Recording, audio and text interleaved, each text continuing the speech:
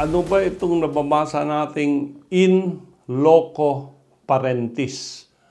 Anong Latin term? Anong meaning ng Latin term? Ang ibig sabihin nito, in loco parentis, the law recognizes that teachers and professors possess special and substitute parental authority over their students.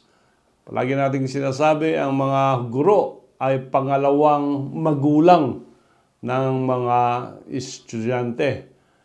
And yun ang role ng teacher, hindi lang as educators, but they are also role models, mentors, and parents of the children while they are in school. And under Article 2180 of the Civil Code, teachers or heads of establishments of arts and trades are liable for damages caused by students in their custody. And it does not require physical custody only, but the students are under control and influence of the school and within its premises, even if hindi pa nagsumila yung school term.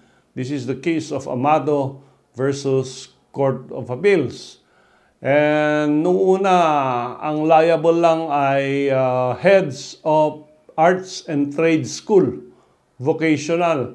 But after a few years, nag-change yung ruling na yan at in-include ng Supreme Court ang mga principals of academic institutions, hindi lang arts and trades na eskwelahan. At may recent case tayo dito, yung Apolinario versus heirs of Francisco de los Santos.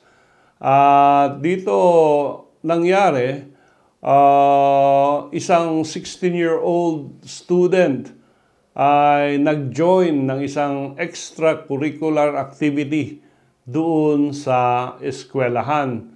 Inutusan siya ng principal na putulin yung banana plant na malapit sa kalsada, malapit sa highway.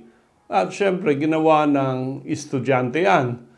Pero ang nangyari, natumba, nahulog yung puno at nagkataon na may dumadaan na nakamotorsiklo at tinamaan sa ulo yung rider na nasa motorsiklo. Ultimately, namatay yung rider due to brain injury. Dito, sinabi ng ating korte na ang principal and the institution should be liable for the death of the rider because it was a supervised activity of the school. Kahit na malapit lang sa kalsada yung punong naputol, still ang instructions na putulin came from the principal during a school activity. Sabi nga ng principal, hindi naman ako arts and trades. Ako ay isang public elementary school. At ang sinasabi niya, it is not covered by the rule under Article 2176 and 2180 of the Civil Code. Pero in-apply pa rin ng Supreme Court na pag principal ang nag-utos, no? At siya ang nag-supervise ng extracurricular activity, there is an expectation to take the necessary precaution to ensure not only the safety of the participants but likewise of third persons, kahit strangers, dapat safe who are within the vicinity.